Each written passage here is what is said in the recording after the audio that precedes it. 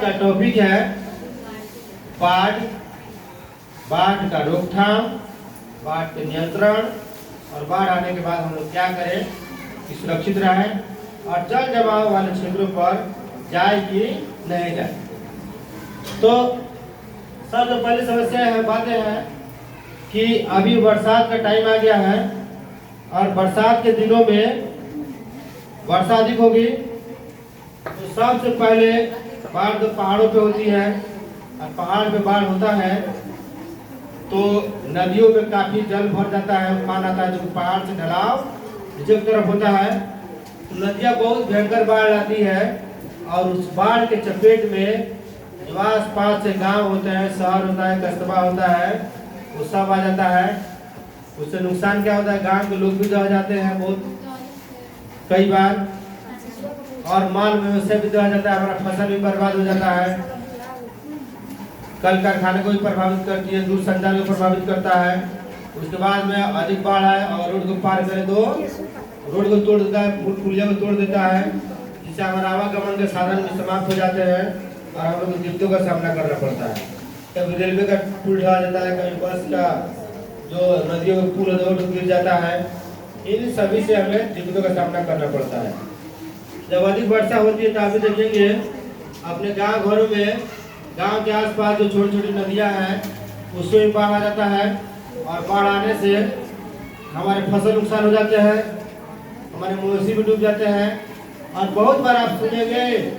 इनका लड़का या लड़की गया था नहाने घूमने, वो नहर में डूब गया, नदी में डूब गया। ठीक है, तो जब भी आप देखेंगे नदी में या नहर में अधिक पानी है वर्षा के कारण, तो जबरदस्ती नहर से क्या करेंगे, नहर को पार नहीं करेंगे, नदियों को पार नहीं करेंगे। उससे होता क्या है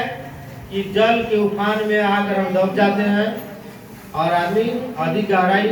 अगर आप तैर नहीं सकते हैं तो फिर दब जाएंगे और दब कर आदमी उसी में मर जाएगा। उसके बाद में अधिकतर आप देखेंगे बड़े बड़े नदियों में, तालाबों में, पुकुरों में लोग जाता है तो नौका विहार करता है और नौका विहार पे जल अगर नदी में उफान आया तेज तो क्या हो जाएगा, उसी में पलट जाता है और आदमी मर जाता है। अभी हाल फिलहाल में सुनेंगे घटना होती है मध्य प्रदेश साइड की तरफ, बेटा बेटे उसकी माँ बेटा को क्या किया, अपने गोद में इसी तरह रख दिया और नाव पलट गया है, सारा पूरा जितना लोग था सब लोग उस पर मर गया है। तो नौका विहार भी करना है तो शांत जल में करना है और जहाँ कम पानी हो, पोखरा तालाब जो नियंत्रण में पोखरा है उसी में, ताकि अगर गिरनाव पलटे भी तो हम मरे नहीं, तैर कर तुरंत निकल जाए। अब बड़े बड़े समुद्र में या बड़े बड़े नदी में घुस गए, उसमें पलटे का जब संभव निकलना, बहाव वाला पानी है तो फिर उसमें निकलना संभव नहीं है। ठीक है, इसलिए बाढ़ के दिनों में, वर्षा के दिनों में अपने आप को सुरक्षित रखने के लिए हम क्या करेंगे, ज्यादा से ज्यादा पानी वाले क्षेत्रों में नहीं जाएंगे। ठीक है, और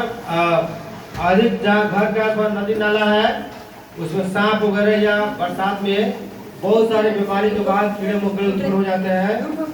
उन सब के पास नहीं जाएंगे, नहीं तो हमें तरह तरह की बीमारियां उत्पन्न हो सकती है। क्योंकि बरसात में नदी नालों में या घर के आसपास जो जल जमा होता है उसमें तरह तरह कीड़े उत्पन्न होते हैं, तरह तरह की बीमारियां उत्पन्न होती है। बीमारियों के कीड़े उत्पन्न होते हैं तो हमें बीमारियां हो सकती है। अब है कि बाढ़ से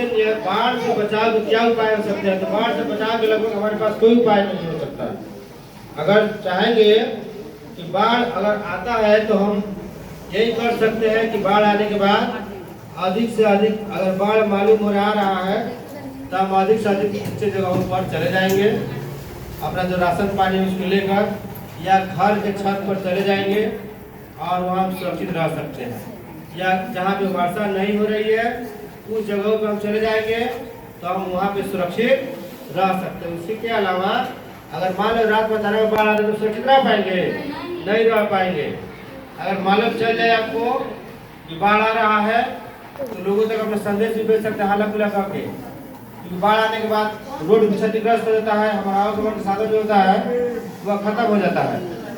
और दूरसंचार की समस्या नेटवर्क काम करना बंद कर देता है।